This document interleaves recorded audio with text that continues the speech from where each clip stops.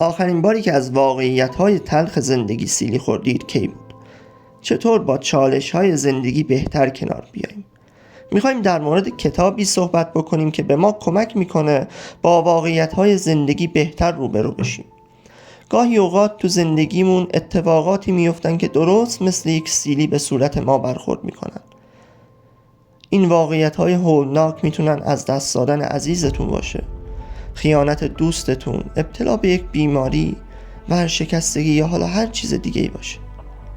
متاسفانه زندگی همیشه مطابق میل ما پیش نمیره، ولی این به معنای شکست نیست. راس هریس که یکی از درمانگران حوزه اکت هستش، یا همون درمان مبتنی بر پذیرش و تعهد، میخواد به ما گوشزد بکنه که با پذیرش واقعیت‌های تلخ رنج هامون رو بپذیریم و به اونا معنا بدیم. این کتاب از اون کتابای زرد نیست، میخواد به زبان ساده ولی علمی به ما توی زندگی کمک بکنه. میخوایم یه نگاهی به این کتاب بندازیم و ببینیم چطور میتونیم با مشکلات کنار بیاییم. من رضا جمع‌آوری هستم، اینجا پادکست روانشناسی برای همه است.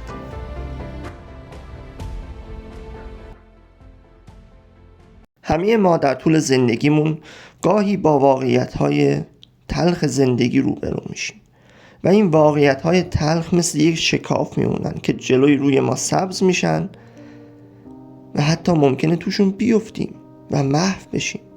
راس هریس میگه برای مقابله با این شکاف‌های واقعیت 4 گام رو باید برداشت. اول اینکه با خودمون مهربون باشیم، دوم اینکه لنگرهامون رو بندازیم، سوم موضع بگیریم و 4 گنج خودمون رو پیدا بکنیم. بیایم از قدم اول شروع کنیم، با خودمون مهربون باشیم. راس هریس میگه اولین کسی که توی طوفان‌های زندگیمون میتونه به ما کمک بکنه کسی نیست جز خودمون. ولی متاسفانه ذهن ما توی مشکلات به جای اینکه بیاد کمک ما بکنه، به ما دلگرمی بده، میاد سرزنش میکنه، میاد به خود ما حمله میکنه و نشخوار فکری میکنه، هی حرفهای منفی میزنه، هی ما رو دل سرد میکنه، ناامیدمون میکنه. اینجاست که باید شروع بکنیم به مهربون بودن با خودمون.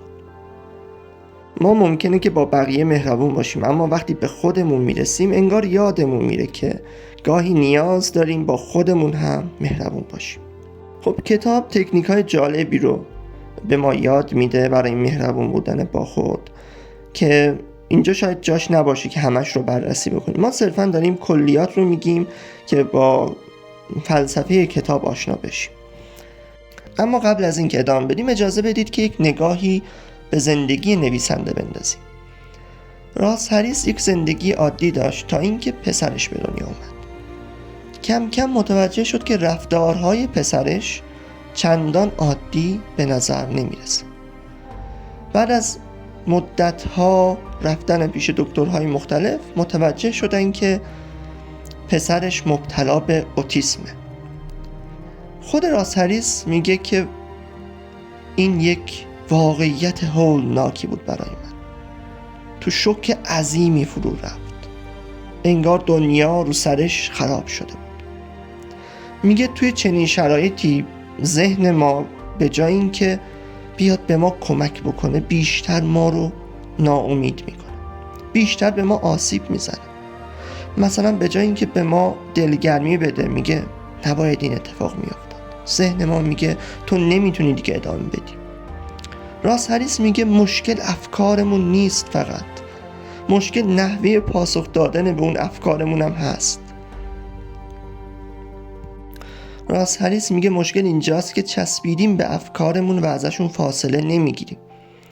دنبال درست و غلط بودن اون افکار نباشیم، اجازه بدیم این افکار بیان و برن.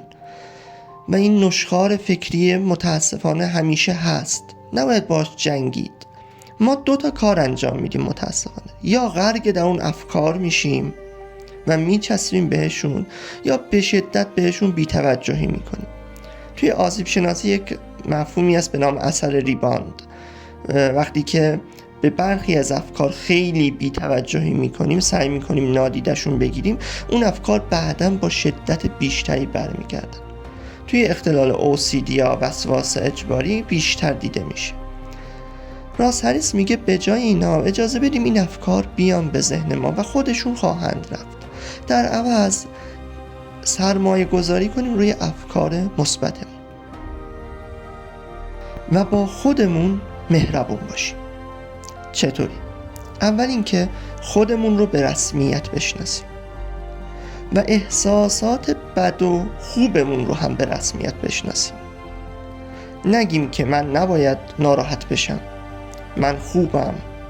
وقتی که بدید اون احساس بدتون، اون احساس ناراحتیتون رو به رسمیت بشناسید، باهاش سر جنگ و دعوا نداشته باشید، انکارش نکنید. دوم اینکه در زمان حال سپری کنید، نه در آینده، نه در گذشته. و چند تا تکنیک ذهن آگاهی هم اینجا به دردمون میخوره که خود راس هریس چند تاش رو به ما میگه. به جای اینکه خودمون رو سرزنش کنیم، بیایم خودمون رو اونطور که هستیم با تمام ضعف‌ها و قدرت‌هامون بپذیریم. چطور با یک دوست مهربانانه رفتار میکنیم اما با خودمون اونطور رفتار نمی کنیم، خودمون رو سرزنش می کنیم. پس بیایم خودمون رو بپذیریم اونطور که هستیم و با خودمون مهربون باشیم. بعد از اینکه با خودمون مهربون بودیم، باید لنگرها رو بندازیم. درست مثل یک کشتی بادبانی. وقتی که توی طوفانی گیر می کنیم، امواج غم و اندوه و ترس و اضطراب و نگرانی به پیکره ما میزنن و میخوام ما رو غرق بکنن. باید چی کار بکنیم؟ درست مثل یک کشتی بادبانی باید بادبانها رو بکشیم بالا، جمعشون بکنیم و لنگرها رو بندازیم. هرچقدر امواج قدرتمند باشن، سهمگین باشن، قدرت غرق کردن ما رو ندارن. هرچند که ذهن ما به ما بگه که اونا تو رو غرق خواهند کرد، شما توجه نکنید. شما لنگرهاتون رو بندازید و سعی کنید خودتون رو تو اون شرایط نگه دارید. یکی از تکنیک هایی که یاد میده اینه که شاید بتونه کمک بکنه به شما. اولش ظاهرا کمی مسخره به نظر میرسه ولی خب کمک کننده است. من چند بار امتحان کردم. میگه کف پاهاتون رو محکم به زمین بچسبونید، به اطراف نگاه بکنید، 5 چیزی که میبینید رو با دقت وارسی بکنید، شکلشون رو، رنگشون رو، بافتشون رو. بعد با تمام وجود تمرکز بکنید روی صداهایی که میشنوید. چند تا صدایی که میشنوید رو از نزدیکترین تا دورترین، شاید صدای خیابون باشه، بهشون گوش بدید. این تکنیک کمک میکنه که ذهن آگاهی کسب بکنید نسبت به زمان حال. الان شما کجایید؟ فکر بکنید که کجا هستید و عمیقاً توجه بکنید که من الان دارم چی کار میکنم. شاید این تکنیک خیلی ساده به نظر برسه ولی من وقتایی که خیلی دغدغه ذهنی دارم چند بار این رو امتحان کردم و دیدم که نه، واقعا کمک میکنه که ذهنم برگرده به زمان حال و الان و روی اون موضوعی که دارم کار میکنم بیشتر تمرکز بکنم. در ادامه کتاب کم کم راس هریس به ما یاد میده که چطور هسته این امواج ترس و غم رو پیدا بکنیم. هسته خیلی از اون ترس هامون اینه که احساس میکنیم کافی نیستیم یا به قدر کافی خوب نبودیم. ولی مهربونی با خود این رو به ما گوشزد میکنه که این کمالگرایی رو بذاریم کنار و خودمون رو بتونیم بپذیریم و با خودمون مهربون باشیم. حالا میریم تا از این رنج هایی که به ما دارن برخورد میکنن، امواج غم و اندوه، از این رنج هامون بتونیم برای خودمون معنایی پیدا بکنیم. راس هریس میگه اگر لحظات عمیق زندگیمون رو تصور بکنیم یا به یاد بیاریم، از 3 حالت خارج نیست. لحظات عمیق و معنادار زندگیمون از 3 حالت خارج نیست. یکی این که ما معنا رو یا توی ارتباط با کسی یا چیزی احساس میکنیم، یا در توجه به کسی یا چیزی، و یا با همکاری کردن با کسی یا چیزی یاد میگیریم. اگر بخوایم در یک جمله خلاصه بکنیم، برداشت شخصی خود من هستش، اگر بخوایم معنایی از این رنج هامون به دست بیاریم، باید خودمون رو درگیر بکنیم، درگیر ارتباط با محیط بیرونه، درگیر توجه به یک شخص خاصی یا یک شیء خاصی، حتی مثلا گلدون هامون، یا وقتی که به یک حیوان خونگیمون توجه میکنیم، کم کم حالمون رو به بهبودی میره. با اکت نشون دادن، یعنی با فعال بودن و با حرکت کردن که ما معنا رو کسب میکنیم و ما حالمون رو به بهبودی میره. پس بعد از اینکه لنگرهامون رو انداختیم، کم کم بعد از اینکه حالا اون طوفان‌ها فروکش کردند، حالا باید دنبال معنا باشیم و دنبال اکتین، دنبال یک عملی، دنبال یک حرکتی باشیم و خودمون رو با محیط بیرونمون درگیر بکنیم. حالا با کسی ارتباط بگیریم یا با چیزی ارتباط بگیریم. برای یک شخصی ممکنه موسیقی یک چیز خوشایندی باشه و باش ارتباط بگیره، یا به چیزی یا کسی توجه بکنیم یا باشون همکاری بکنیم. حالا نوبت میرسه به مرحله سوم، اینکه موضع بگیریم. 4 تا موضع رو توی مشکلات میتونیم ما بگیریم. یکی این که معمولا اکثر افرادم این کار رو میکنن، اینه که از موقعیت فرار میکنن، موقعیت رو ترک میکنن، سعی میکنن با اون واقعیت زندگی یا با اون چیزی که راس هریس میگه شکاف واقعیت فرار بکنن. اما توی زندگی این روش زیاد به درد نمیخوره و خیلی وقتا دردی از ما دوا نمیکنه. اما توی مراحل اولیه‌مون در برخورد با مشکلات ممکنه که این موضع رو اتخاذ بکنیم. مشکلی نیست اگر کوتاه مدت باشه، ولی نباید برای همیشه از واقعیت ها فرار بکنیم. یکی دیگه از کارهایی که اکثر افراد میکنن اینه که میمونن و از تلاش دست میکشن و حتی کارهایی میکنن که وضع رو بدتر میکنه. عصبانی میشیم، نشخوار فکری میکنیم، خودمون رو سرزنش میکنیم، الکل مصرف میکنیم یا فقط میریم رخت خواب و میخوابیم. باز این کار هم زیاد فایده ای نداره. هرچند خود راس هریس میگه وقتی من شنیدم پسرم اوتیسم داره، این 2 تا کار رو انجام دادم، اما نه برای همیشه. پس شما هم اگر که خدایی نکرده با واقعیت تلخی روبرو شدید، ممکنه که این 2 تا رو انجام بدید، ولی نه برای همیشه. توی اون لحظات اول شاید این اتفاق برای شما بیفته. پس چی کار میتونیم بکنیم؟ میگه راس هریس سومین موضع خوبی که میتونیم بگیریم اینه که موضع اول و دوم چندان کارآمد نبودن. موضع سوم اینه که بمونیم و شرایطی رو که قابل تغییر هستن رو تغییر بدیم. صرف نظر از این که این شکاف واقعیتی که جلوی رومونه چقدر قابلیت اینو داره که بسته بشه یا نه، کاری با اینا نداریم. همچنان میتونیم یک سری کارهایی رو بکنیم که به ما هرچند خیلی خیلی کم کمک بکنه. همون کارها رو انجام بدیم.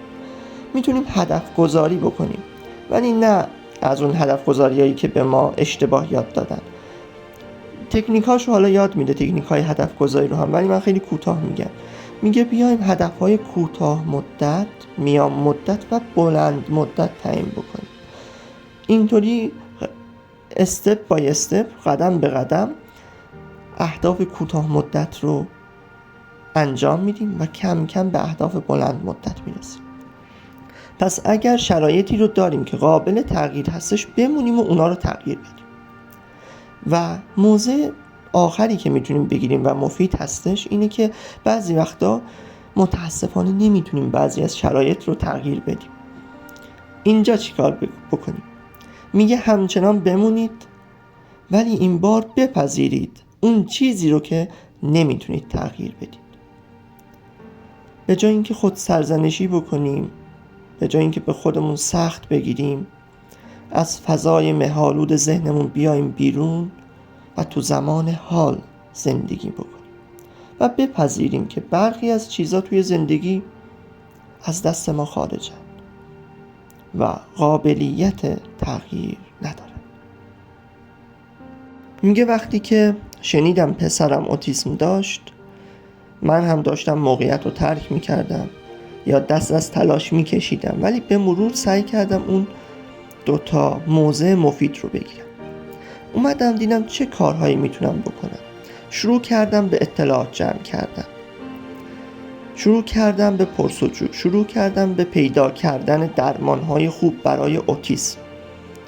بعدش اومدم ارزشهایی رو انتخاب کردم که به من میتونن توی این مسیر کمک بکنن، مثل عشق، مثل شکیبایی، شجاعت و دلسوزی رو، اینا رو انتخاب کردم به عنوان ارزش‌هام.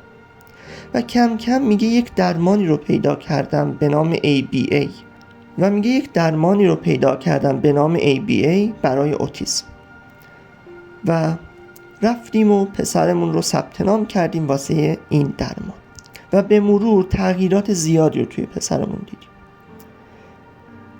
در واقع راس هریس خیلی رک و راست میگه با واقعیت مواجه شدیم، باید بپذیریمش، چاره‌ای جز این نداریم و هر کاری هر چند جزئی از دستمون برمیاد انجام بدیم و اگر چیز رو نمیتونیم تغییر بدیم بپذیریم که از دست ما دیگه خارجه و باهاش کنار بیاییم، ولی باید ارزش‌هایی رو واسه خودمون پیدا بکنیم. حالا بریم سراغ ارزش‌ها و مرحله آخر، یعنی پیدا کردن گنج خودمون. بپذیریم که اتفاق دردناکی افتاده، انکارش نکنیم. کاری که روانشناسی زرد با ما میکنه، میخواد واقعیت‌های تلخ رو انکار بکنیم. راس هریس میگه بپذیریم موقعیت‌های دردناک رو، ولی در عین حال با خودمون مهربون باشیم و ارزش‌هامون و توانمندی‌هامون رو فراموش نکنیم. درسته که این قضیه خوشایند نیست، اما ببینیم چه تجربیاتی میتونیم از این شرایط هر چند تلخ یاد بگیریم. این بود خلاصه ای از کتاب سیلی واقعیت اثر راس هریس. اگر خوشتون اومد این پادکست رو دنبال بکنید توی تلگرام، یوتیوب یا کست باکس و ما رو به دوستاتونم معرفی بکنید. خدا نگهدار.